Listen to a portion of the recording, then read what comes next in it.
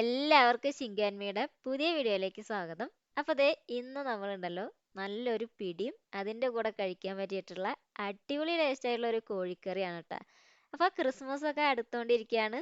നമുക്ക് ക്രിസ്മസിന് തയ്യാറാക്കി എടുക്കാൻ പറ്റുന്ന നല്ല ടേസ്റ്റി ആയിട്ടുള്ള ഒരു റെസിപ്പിയാണ് ഇത്. അപ്പോൾ അത് വളരെ എളുപ്പത്തിലാണ് നമ്മളിവിടെ തയ്യാറാക്കി എടുത്തിട്ടുള്ളത് കേട്ടോ. അപ്പോൾ ഇതിൻ്റെ വീഡിയോ നമുക്കൊന്ന് കണ്ടു നോക്കാം. ഓക്കെ. അപ്പോൾ അത് ആദ്യം തന്നെ ചിക്കൻ ഒന്ന് മാരിനേറ്റ് ചെയ്തെടുക്കണം. അപ്പോൾ ഞാനിവിടെ 1/2 കിലോ ചിക്കനാണ് എടുത്തിട്ടുള്ളത്. അതിലേക്ക് 1 ടേബിൾ സ്പൂൺ മുളക് പൊടിയും പിന്നെ മല്ലിപ്പൊടി ഒരു 1.5 ടേബിൾ സ്പൂൺ ചേർത്ത് കൊടുക്കുന്നുണ്ട്. പിന്നെ ഇതിലേക്ക് മഞ്ഞൾപ്പൊടി അതൊരു 1/4 ടേബിൾ സ്പൂണോളം ചേർത്ത് കൊടുക്കാം. ഇനി ചേർത്ത് കൊടുക്കേണ്ടത് ഗരം മസാലയാണ് കേട്ടോ. അപ്പോൾ നമ്മൾ സാധാരണ ഗരം മസാല അതും ഒരു 1/2 ടേബിൾ സ്പൂൺ ചേർത്ത് കൊടുക്കാം. പിന്നെ ഇതിലേക്ക് ഉപ്പ് അത് ആവശ്യത്തിനുള്ള ഉപ്പ് ചേർത്ത് കൊടുക്കാം. അപ്പോൾ ഞാനിവിടെ ഒരു 1/2 ടേബിൾ സ്പൂൺ ഉപ്പ് ചേർത്ത് കൊടുക്കുന്നുണ്ട്. ഇതുകൂടിയും ചേർത്തിട്ട് ഇതിനെ നന്നായിട്ട് തന്നെ ഒന്ന് മിക്സ് ചെയ്തെടുക്കാം കേട്ടോ. അപ്പോൾ ഇതൊന്നും എല്ലാവിടേക്കും പിടിക്കത്തക്ക രീതിയിലൊന്ന് മിക്സ് ചെയ്തെടുത്തതിന് ശേഷം ഇതിനെ റെസ്റ്റ് ചെയ്യാനായിട്ട് മാറ്റി വയ്ക്കുന്നുണ്ട് കേട്ടോ. അപ്പോൾ അതേ ഞാനിവിടെ ഫ്രിഡ്ജിൽ ഒരു 2-3 മണിക്കൂറൊക്കെ വെച്ചിട്ടുണ്ട് കേട്ടോ. ശരിക്കും ഓവർനൈറ്റ് വെക്കുന്നത് വളരെ നല്ലതായിരിക്കും. അപ്പോൾ ചിക്കനൊക്കെ നല്ല സോഫ്റ്റ് ആയിട്ട് നമുക്ക് കിട്ടും കേട്ടോ. ഇനി ഉണ്ടല്ലോ ഇതിലേക്ക് കുറച്ച് ഇഞ്ചിയും വെളുത്തുള്ളിയും അതുപോലെ തന്നെ ഒരു 3 കാന്താരി മുളകൊക്കെ എടുത്തിട്ടുണ്ട്. ഇത് നമുക്കൊന്ന് ചതച്ചെടുക്കാം. പിന്നെ ദേ സവാള ഇപ്പം ഞാനിവിടെ മീഡിയം സൈസ് ആയിട്ടുള്ള സവാളയാണ് എടുത്തിട്ടുള്ളത്. അത് ദേ വളരെ നൈസായിട്ട് ഇതേപോലെ ഒന്ന് അരിഞ്ഞ് മാറ്റി വയ്ക്കാം കേട്ടോ. ഇനിയുണ്ടല്ലോ നമ്മൾ ഈ മാരിനേറ്റ് ചെയ്ത് ഒരു 3 മണിക്കൂറൊക്കെ വെച്ചുള്ള ചിക്കൻ ഉണ്ടല്ലോ അതിലേക്ക് ഈ സവാള ഒന്ന് ചേർത്ത് കൊടുക്കാം. അപ്പം നമ്മൾ ഈ സവാളയൊക്കെ ചേർത്തിട്ട് എല്ലാതും കൂടി ഇനി ഒരുമിച്ചാണ് വേവിച്ചെടുക്കാനായിട്ട് പോകുന്നത് കേട്ടോ. അങ്ങനെ ഇത് ചേർത്ത് കൊടുത്തതിന് ശേഷം ഇതിലേക്ക് ആദ്യം തന്നെ ചതച്ച് വെച്ചിട്ടുള്ള വെളുത്തുള്ളി അപ്പം ഇതൊക്കെ ഒരു ടീസ്പൂണോളാണ് ചേർത്ത് കൊടുത്തിട്ടുള്ളത്. പിന്നെ ഇതിലേക്ക് ഇഞ്ചി ചതച്ചത് ചേർത്ത് കൊടുക്കുന്നുണ്ട്.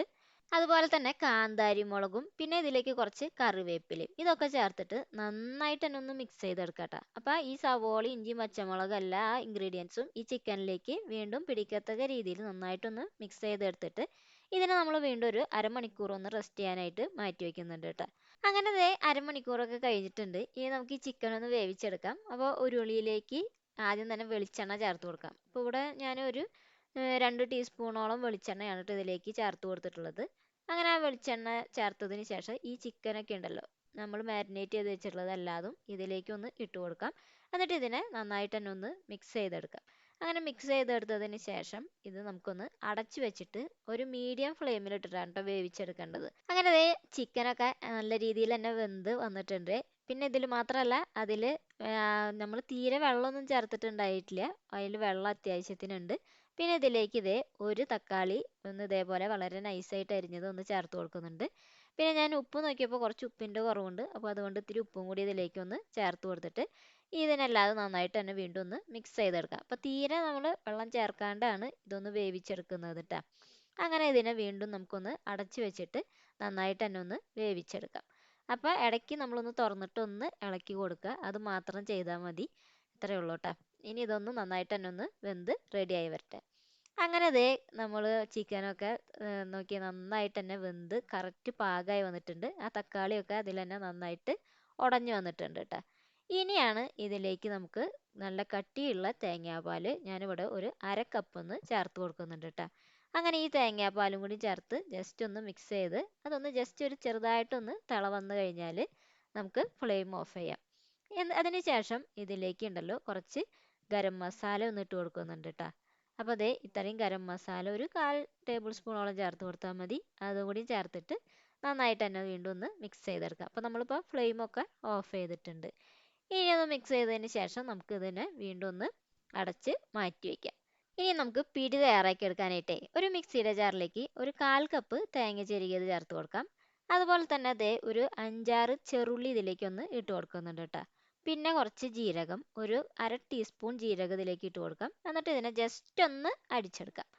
അങ്ങനെ അതേ അരപ്പ് കൂടെ നമ്മളൊന്ന് ഇതേപോലെ ക്രഷ് ചെയ്തെടുത്ത് മാറ്റി വയ്ക്കാം കേട്ടോ.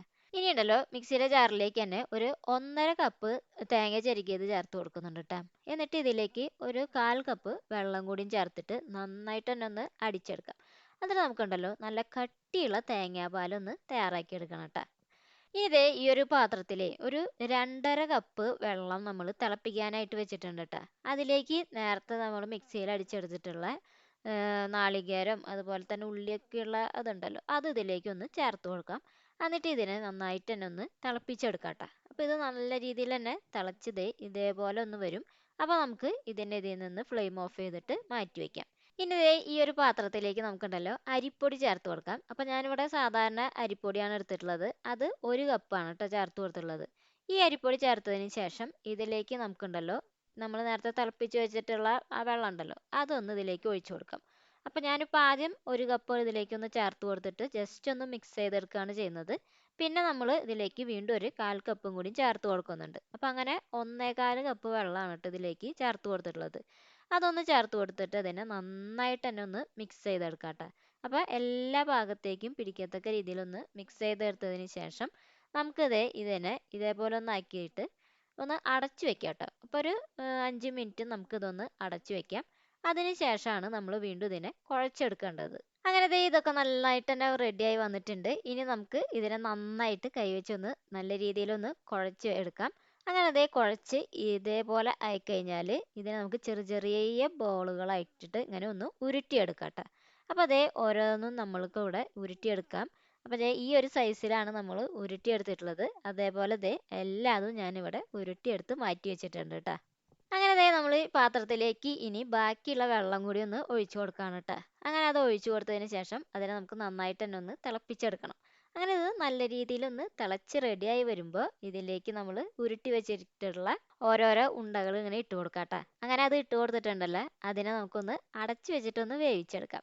അപ്പോൾ ഇത് ഇട്ടപ്പോൾ തന്നെ നമ്മൾ ഒന്നിക്കലും ഇളക്കി കൊടുക്കരുത് കേട്ടോ, അത് പൊടിഞ്ഞു പോകും.